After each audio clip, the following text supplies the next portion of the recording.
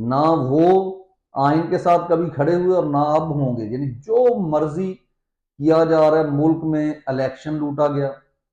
मुल्क में लोगों के घरों में घुसा गया, लोगों को अगवा किया गया,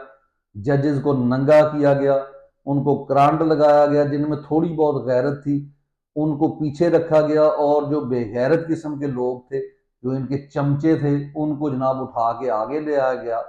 याहिया अफरीदी जैसे लोगों को। और कोई जज जो है वो सच के मुताबिक, हक के मुताबिक या एविडेंसेस की बुनियाद पर फैसला नहीं दे पा रहा। तो इसका मतलब क्या है? इसका मतलब ये है कि पिछले 78 साल या 76 साल से लगा लें,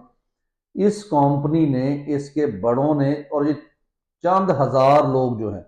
उन्होंने ऐसी सिलेक्शन की, ऐसे लोगों को सामने लेकर आए जो आपके सामने हैं, कि सवाए तनख्वाहें लेने, पैसे बनाने के